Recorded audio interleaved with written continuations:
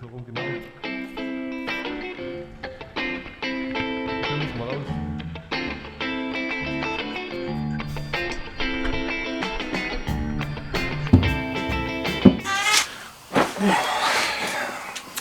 Après une bonne séance de mécanique, un bon bouquin, ça fait dur. Aujourd'hui, on peut s'estimer chanceux parce que grâce à Internet, on a plein de tutos, que ce soit sur le pilotage, la mécanique, plein de choses. Et ça, c'est vachement bien. Mais avant, comment ils faisaient en fait? Parce que c'est pas à force de mettre la voiture au talus que tu vas forcément progresser. À moins que tu appelles Ragnotti, alors là, c'est autre chose. Pour ça, il y avait des écoles de pilotage, ou sinon, il y avait ce bouquin, Conduire et piloter de Jean-Michel Fabre, édité en 1984. Ce bouquin a bénéficié d'une préface d'un mec pas du tout connu, qui s'appelle Daniel Balavoine, et qui a justement fait cours dans une des écoles à Monsieur Fabre, à l'époque, et qui en a pensé bien sûr de tout son bien.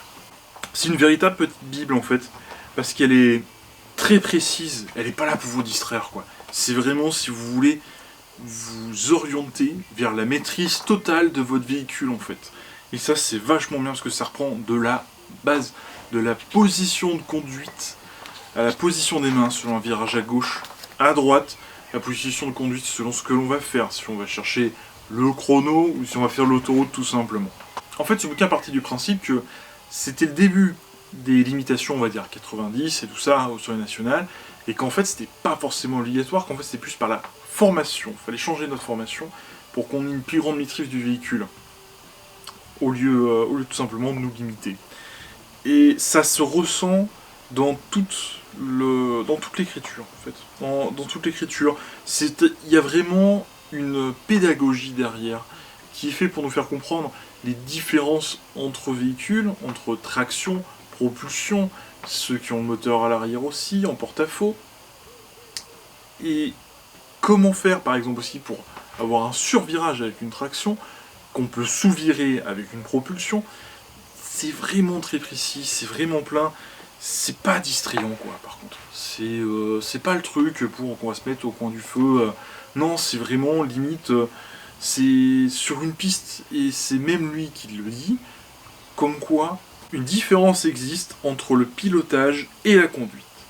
Dans la conduite, le véhicule fait ce qu'il veut, alors que le pilotage, c'est le pilote qui imprime son désir à l'automobile. Il a la possibilité d'analyse de chaque action ou position de l'auto et saura la corriger. Donc voilà, j'ai envie de dire, là tout est dit. Après ces jolis mots, je vais vous présenter un joyeux philosophe, qui lui ne s'exprime pas sur 4 roues, mais sur 2. Je parle bien sûr de John McGuinness dans son livre Built for Speed.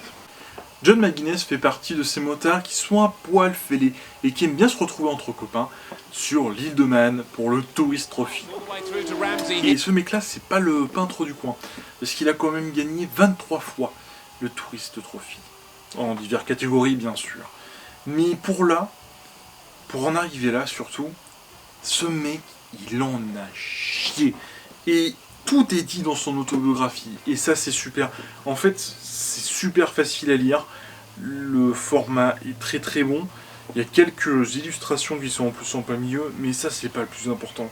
Le plus important c'est vraiment qu'on est transporté dans sa lecture. Le bouquin quand même est assez un peu épais quand même, pour ceux qui n'aiment pas la lecture, il est un peu épais. Je l'ai bouffé en moins d'une semaine, tout simplement parce que j'ai tout le temps eu l'impression d'être accoudé au bar, en train de boire une pinte de bière avec ce mec. Et ça, je pense que c'est le plus gros point fort, en fait, de ce bouquin. En fait, il suffit de regarder des vidéos sur Internet pour ne pas comprendre comment ces gens, comme lui, risquent leur vie à faire, en fait, tout simplement ce qu'ils aiment. Il me semble bien que le titre en anglais, la suite du titre en anglais est Beer, Bike and Steel of Balls. Ball of Steel.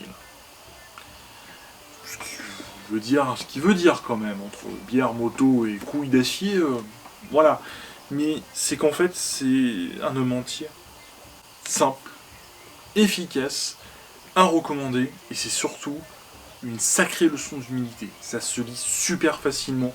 Vous allez en apprendre des vertes et des pas mûres sur ce type qui est juste mais monumental et qui est une légende vivante. Voilà. J'en profite pour faire de la pub pour le site bolidage.com. Sur ce site, on parle tout simplement d'automobile sous toutes ses formes. Comme quoi il faut peut-être écouter son volant un peu plus souvent, peut-être cogner sous les cyclistes, et surtout que les SST ne se transmettent pas.